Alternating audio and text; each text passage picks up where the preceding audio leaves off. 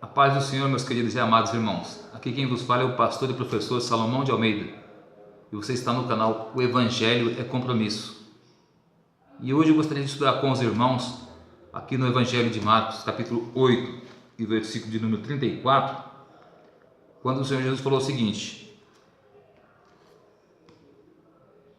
se alguém deseja vir após mim, negue-se a si mesmo, tome a sua cruz e me siga. Mas o que significa isso? Tomar a sua cruz e me seguir. É interessante isso. Se alguém quiser vir após mim, negue-se a si mesmo, tome a sua cruz e me siga. Mas o que era a cruz? A princípio, nós sabemos que a cruz era um instrumento de tortura, criado pelos romanos para punir, torturar e matar aqueles que se insurgiam contra o regime romano.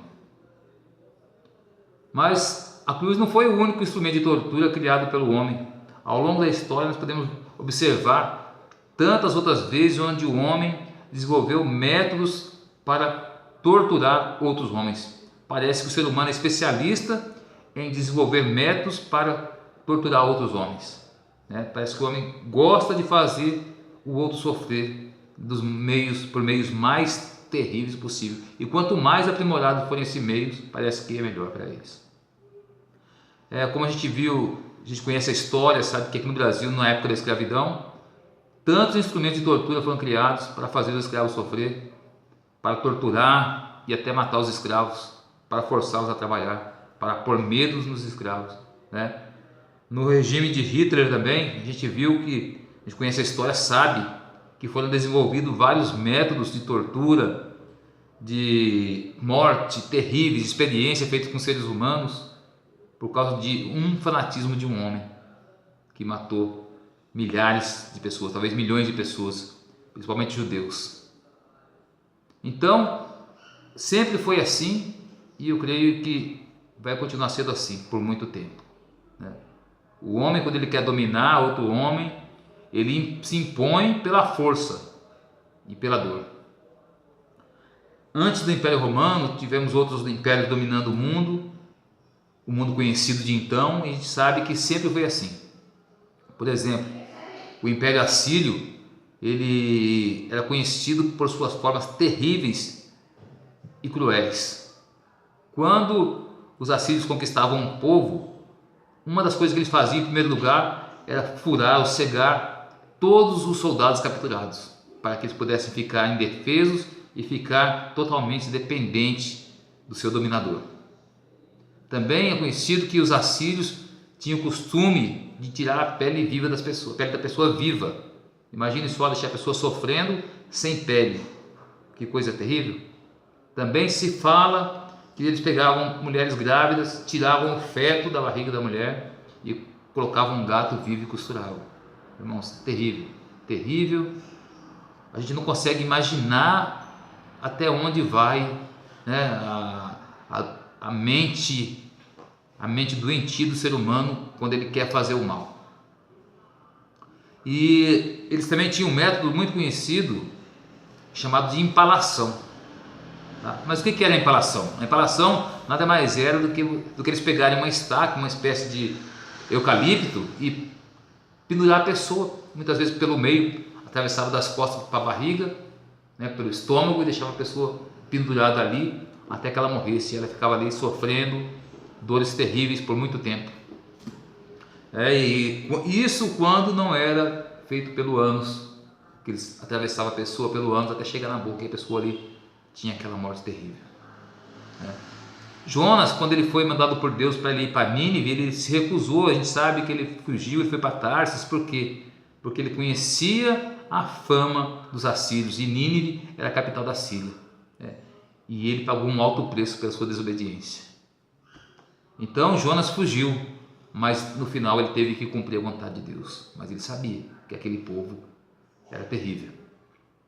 Depois dos assírios também tivemos o Império Grego, e eles tinham o seu método também de tortura muito conhecido, eu digo que foi uma pré-cruz, porque no método grego as pessoas eram colocadas numa estaca que tinha só a haste, não tinha a parte horizontal, só tinha a haste vertical. E a pessoa ali era colocada naquela haste né, e torturada, talvez amarrado ou pregado pés e mãos, ela ficava ali também sofrendo com a tortura terrível.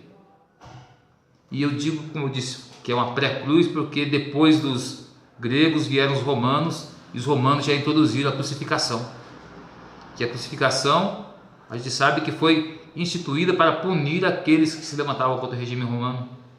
Os romanos talvez tenham crucificado centenas de milhares de pessoas, né? Cristo foi apenas mais um deles, falando assim de um modo mais simples, né?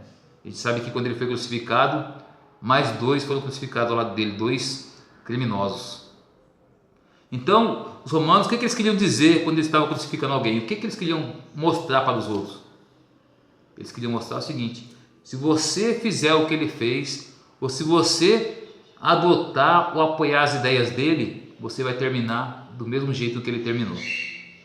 Então, eles já estavam mostrando para o outro que não valia a pena ele ser influenciado por aquelas ideias, não valeria a pena ele tentar seguir aquela figura, aquele líder, porque o fim dele seria o mesmo, e também terminaria em uma cruz. Por causa disso que muitos fugiram, muitos, quando viram Jesus sendo crucificado, até os próprios discípulos fugiram, com medo de terminar numa cruz como Jesus terminou.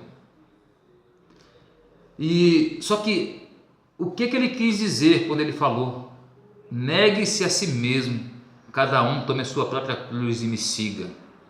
Ele não quis dizer para mim e para você: olha, você deve pegar uma cruz feita de madeira aí, talvez oca, colocar uma rodinha nela e sair carregando ela pela estrada aí até chegar em um determinado lugar, né? E muitos fazem isso como um método de autojustificação diante de Deus, achando que fazendo isso já estão justificados automaticamente. Não, meus queridos. Quem nos justificou foi Cristo. É o sangue de Jesus que nos purifica de todo pecado. E se eu fizer isso, achando que eu vou me justificar diante de Deus, eu estou tremendamente enganado, redondamente enganado. Porque Deus diz que a justiça do homem não passa de trapo de imundícia. Também Deus não quer dizer que para você colocar um crucifixo no pescoço e sair aí mostrando que você é cristão, que você carrega a cruz de Cristo. Não, não é isso que ele quis dizer, porque você vê muitas vezes pessoas com a cruz no pescoço, estão dentro de bares se embriagando, brigando, falando palavrões, né? Sem respeito nenhum, sem nenhuma reverência por aquilo que ela carrega no pescoço. Então não foi isso que Jesus quis dizer. Sabe o que ele quis dizer para mim e para você? Renuncie a cada dia aquilo que vai contra a minha vontade. Renuncie a cada dia aquele pecado que muitas vezes vem de bandeja para você, né? Aquilo que aparentemente é uma vantagem financeira, ou aparentemente vai te dar um prazer momentâneo, mas que você sabe que vai contra a vontade de Deus. Renuncie. Como tem aquele louvor que diz que todo dia o pecado vem e me chama. Todo dia, é assim mesmo, meus queridos. Todo dia você pode ter certeza que o pecado vai bater na nossa porta. Mas o louvor também diz: eu escolho Deus. Eu escolho Deus. Você também tem que escolher Deus, né? Porque se eu aceitar aquela bandeja de pecado que vem para mim, né? Que vem até tão bonita, parecendo tão vantajosa, tão enfeitada, que não sei, pode ser um pecado carnal, ou pode ser uma vantagem financeira, ou algo que vá contra os princípios cristãos. Se eu aceitar aquilo ali, eu estou pisando no sacrifício de Cristo. Então, como fala o louvor, todo dia o pecado vem e me chama, mas eu escolho Deus. Na antiguidade, na época de Jesus, isso eu ouvi de um pastor que eu admiro muito. Quando alguém era visto carregando uma cruz nas costas, a multidão estava olhando, estava vendo aquela pessoa carregar aquela cruz nas costas,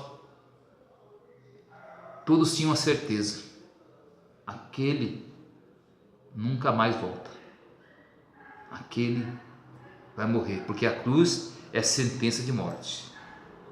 Aquele que começou a carregar a cruz, esse não volta mais. E sabe o que isso quer dizer para mim e para você? Que a partir do momento que nós começamos a carregar a cruz de Cristo, nós não podemos voltar atrás.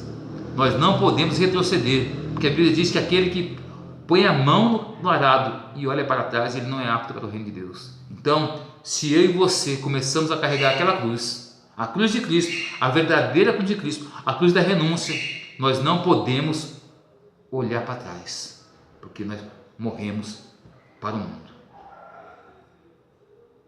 A cruz é uma sentença de morte. Como Paulo diz, não vivo mais eu, mas Cristo vive em mim. Amém, meus queridos? Reflita sobre isso e que Deus te abençoe e que você possa, como Jesus falou, a cada dia negar-se a si mesmo, tomar sua cruz e segui-lo. Deus te abençoe em nome de Jesus.